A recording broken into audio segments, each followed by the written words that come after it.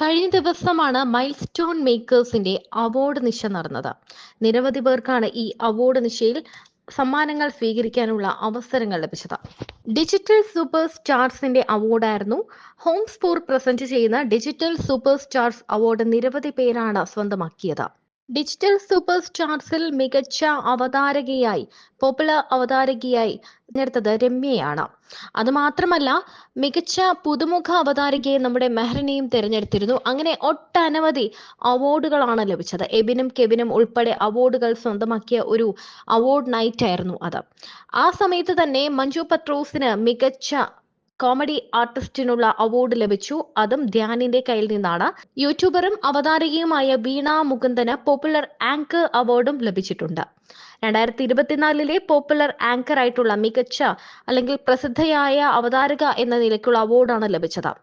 മികച്ച comedy നടിക്കുള്ള award Manju പത്രോസും കൈപ്പറ്റി. എന്റെ കടമയാണ്. അതുകൊണ്ട് ഇപ്പൊ അങ്ങനെ അങ്ങനെ അങ്ങനെ ആരെങ്കിലും വിഷമിപ്പിക്കാൻ വന്നിട്ടുണ്ടെങ്കിൽ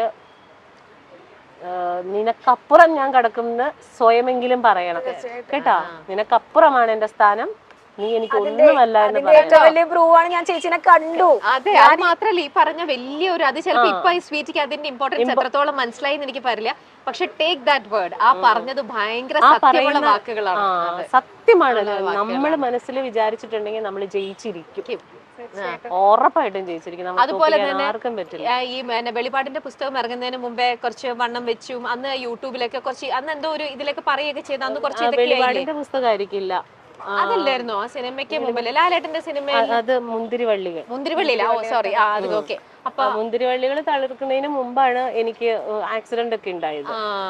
അപ്പൊ അങ്ങനെ മുഖമൊക്കെ ഭയങ്കരമായിട്ട് വീർത്തു, കരിവാളിച്ച്, അങ്ങനെ സർജറിയുടെ പാടൊക്കെ. അതിൽ 11ാമത്തെ ദിവസം ഞാൻ അതിനകത്ത് പോയി അഭിനയിക്കണ. പ്ലാസ്റ്റിക് സർജറിയാ ചെയ്തത്. അപ്പൊ ഇങ്ങനെ അതിന്റെ ഈ സ്റ്റിച്ചസ് നമുക്ക് എടുക്കാൻ പറ്റില്ല, തനിയെ അതിങ്ങനെ നൂല് പുറത്തേക്ക് വന്നുകൊണ്ടിരിക്കും, തന്നെ പോണം. അപ്പൊ നമ്മൾ അഭിനയിച്ചുകൊണ്ടിരുന്ന ഒരു ടേക്ക് ഒക്കെ കഴിയുമ്പോ ഏതെങ്കിലും നൂലൊക്കെ ഇവിടെയൊക്കെ എനിക്ക് സ്റ്റിച്ച് ഉണ്ട്. ഈ കണ്ണിന്റെ ഇവിടെ ഒക്കെ സ്റ്റിച്ച് ഉണ്ടായിരുന്നതാ. ഇവിടെ ഇപ്പോഴും ഒരു പാടുണ്ട്, ഇവിടെ ഒരു കുഴിയുണ്ട്. ഇതൊക്കെ അതിന്റെ മാർക്സ് ആണ്. പക്ഷെ ആ ക്യാരക്ടർ വിധിച്ചിരുന്നത് എനിക്കാ. അതുകൊണ്ട് അത് പക്ഷെ എന്താണ്, ഒരു യഥാർത്ഥത്തിൽ കലയുള്ള ഒരാൾ ഒരു കലാകാരനെ വേദനിപ്പിക്കില്ല. യഥാർത്ഥത്തിൽ കലയുള്ള ഒരാള് ഒരു കലാകാരനെ ഇത്തരം കാര്യങ്ങൾ പറഞ്ഞ് ഞോണ്ടൂല.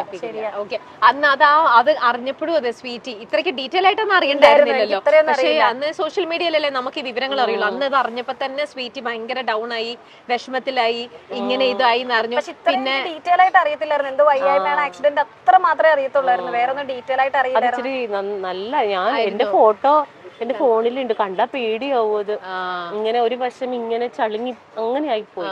ഇപ്പൊ സ്വീറ്റ് പല കാര്യങ്ങളും എക്സൈറ്റ്മെന്റ് കൊണ്ട് പറയാൻ ഞങ്ങൾ ഓൾറെഡി നേരത്തെ സംസാരിച്ചല്ലോ. സോ എനിക്ക് കുറെ അറിയാം ഈ കഥകളെല്ലാം പറഞ്ഞല്ലോ. ചേച്ചിനെ കണ്ടപ്പോ എനിക്ക് എക്സൈറ്റ്മെന്റ് ഉണ്ടെന്ന് വരുന്നത്. എനിക്ക് ചേച്ചിനെ കാണാൻ വേണ്ടിട്ട് എന്റെ എല്ലാം പറയാനുള്ള ഓപ്ഷൻ മാത്രമേ ഉണ്ടായിരുന്നുള്ളൂ.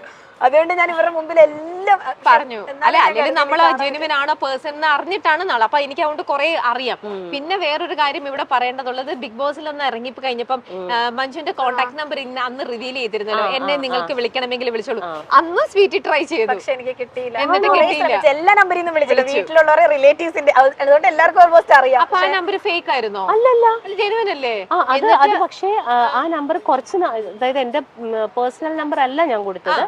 ഞാൻ ഇതിനു വേണ്ടി ഒരു സിം എടുത്തിട്ട് എനിക്ക് ആൻസർ ചെയ്യാൻ വേണ്ടിട്ട് ആ നമ്പർ കുറച്ച് നാൾ കഴിഞ്ഞപ്പോ ഞാൻ അതങ്ങ് അവോയ്ഡ് ചെയ്തു. പലതവണ സ്വീറ്റ് ട്രൈ ചെയ്തു. പക്ഷെ കോള് വന്നെന്നറിയോ, പകുതി എന്റെ ആയിരിക്കും. പല നമ്പറാണെങ്കിലും അത് പകുതി എന്റെ. ഞാനത് റിവീൽ ചെയ്യും. അയ്യോ, എനിക്ക് ഭയങ്കര സന്തോഷം. താങ്ക് യു സോ മച്ച് ചേച്ചി. എന്റെ റൂമിൽ ഞാൻ ഇവിടെ തളർന്നു. അപ്പൊ എന്നാ നിങ്ങള് സ്റ്റാറും ആരാധികയൊക്കെ കൂടെ നിങ്ങൾ കുറച്ചു നേരം ഇവിടെ ഇരുന്ന് സംസാരിക്കും. ഞാനെന്നാ പോട്ടെ. ചായ ഒന്നും കുടിച്ചില്ല. ചായ ഒന്നും കുടിക്കാൻ എനിക്ക് നിങ്ങളുടെ കണ്ണ് നിറഞ്ഞ് ഈ ഒരു സന്തോഷം കാണുമ്പോ തന്നെ നമ്മുടെ മനസ്സെന്നറിയാം. ഇത് ഒരു ആർട്ടിസ്റ്റിനെ സംബന്ധിച്ച് ഒരു വലിയ അവാർഡ് കിട്ടുന്നതിനേക്കാളും ശരിക്കും സന്തോഷമല്ലേ.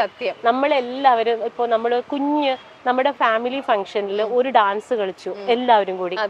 നമ്മുടെ നീ നന്നായി കളിച്ചെന്ന് പറഞ്ഞാ നമുക്ക് സന്തോഷമാണ് അല്ലേ. അതുപോലെ തന്നെയാണ് നമ്മൾ നന്നായിരിക്കുന്നു, നമ്മൾ നന്നായി ചെയ്തു, ഒന്നും വേണ്ട, ഒരു സാരി എടുത്തിട്ട് പോയാ ഇന്നത്തെ സാരി നന്നായിരിക്കുന്നു എന്ന് പറയുമ്പോൾ നമുക്കൊരു സന്തോഷമല്ലേ. അപ്പൊ അത് ഭയങ്കര ഇത്രയും പാവോന്ന് എനിക്ക് അറിയത്തില്ലായിരുന്നു. ശരിക്കും പറഞ്ഞാൽ ഭയങ്കര പാവമാണ്. എന്നെ എല്ലാവരും വിചാരിച്ചിരിക്കുന്നത് ഭയങ്കര ദുഷ്ടയാണ്, ജാടയാണ്. ഇന്നൊരു കൊച്ച് ഇതേപോലെ ഫോൺ ചെയ്തിട്ട് ഞങ്ങളൊരു വീഡിയോ ചെയ്തു കൊടുക്കാൻ വേണ്ടിയിട്ട് പറഞ്ഞപ്പോ ആ കൊച്ചു പറയായിരുന്നു, സത്യത്തിൽ ഞാൻ പേടിച്ചാ വിളിച്ചത് ചേച്ചിനെ, പക്ഷെ ചേച്ചി പാവാണല്ലേ. ചേച്ചി എല്ലാത്തിലും ഇങ്ങനെ ഭയങ്കര ബോൾഡ് ആയിട്ട് പറയുന്നോണ്ട് അങ്ങനെ തെറ്റിദ്ധരിക്കുന്നു. ഞാൻ